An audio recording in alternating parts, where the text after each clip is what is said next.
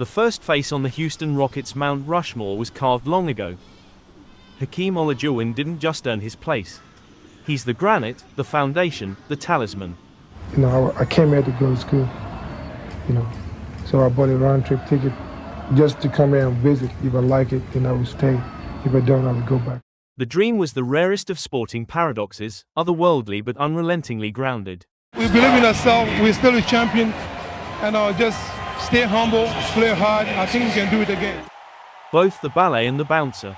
A big man with featherweight feet and heavyweight fists. He won 2 championships with Houston, not in spite of Michael Jordan's absence but in defiance of that asterisk. The next one's already sketched in 2, though I can hear the throat clearing from the rings or bust crowd. But if you watched James Harden's Rockets, and I mean really watched, you know what I mean. This young man with a beard came along and just put the world on notice. There are numbers, of course, mountains of them. MVP, multiple-time runner-up, and statistically, the most potent half-court offensive engine since peak Jordan. But Harden was more than box scores. He was a slow-cooked gumbo of vision, footwork, improvisation and weight-shifting genius. Clyde, we're in the James Harden era. We are officially here. Fear the beard, baby.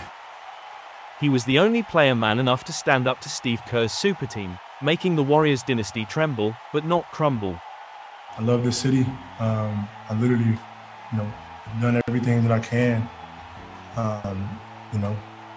This situation is crazy. It's something that I don't think can be fixed. So, thanks. That he never won a title is a scar. Yes, but scars tell stories. And the story of 2010's Rockets basketball starts with the beard and ends with the haul Raphael Stone reaped for him.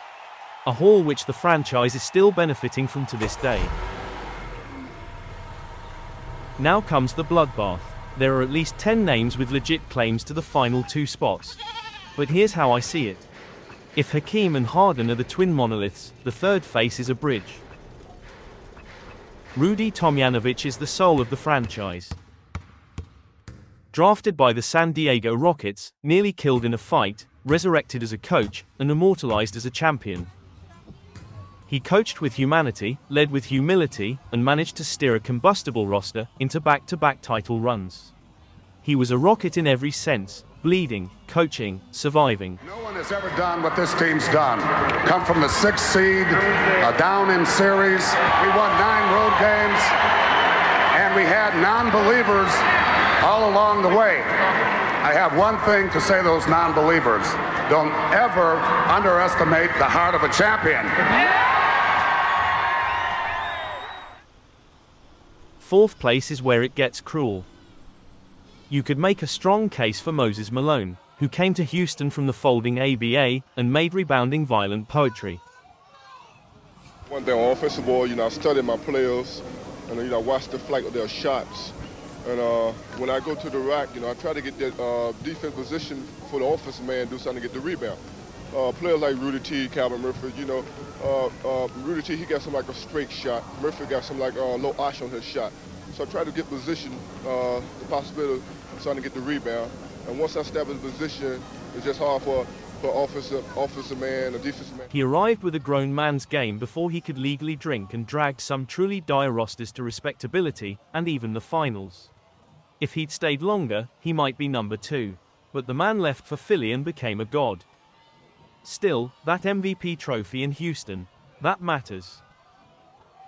Or maybe Yao Ming, who was half myth, half mountain.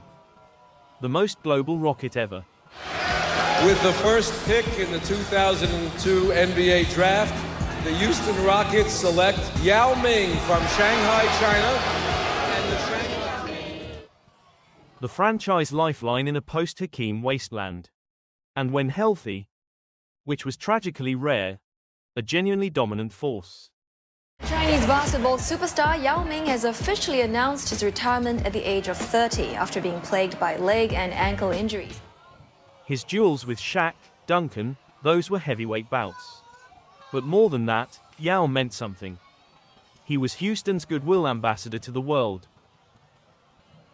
Then there's Calvin Murphy, the undersized, overdressed, overachieving folk hero of the franchise. A 5 feet 9 inches nuclear reactor who punched way above his weight. The original Rocket loyalist. He held franchise scoring records, played over 1,000 games without ever jumping ship, and still shows up on TV beaming red and white. Big for the Rockets. Big. Having KD here, it don't get no bigger than that. Right now, the expectations of getting to the finals are very high. I'm talking about with me now, not the fan. You know, this is my 57th year with the Rockets. And when you can get something into the organization to excite me, you've done something well. His presence has become essential, but Mount Rushmore, it's close. Elvin Hayes, the original Big E, he brought legitimacy in the 70s but had his best years elsewhere.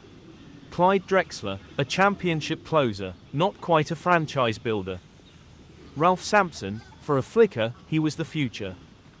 Tracy McGrady, soaring peaks, crippling valleys.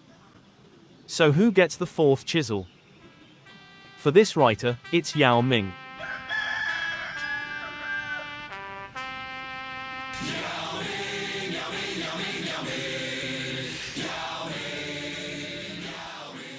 Special thanks for my friends overseas. Special the fans in Houston. 9 years ago, I come to Houston as a young, tall, skinny player, and the entire city and the team changed me to a grown man, not only a basketball player. And also, I gained my first daughter over there. I feel also I'm like a Houstonian, and I will always be with you. Thank you.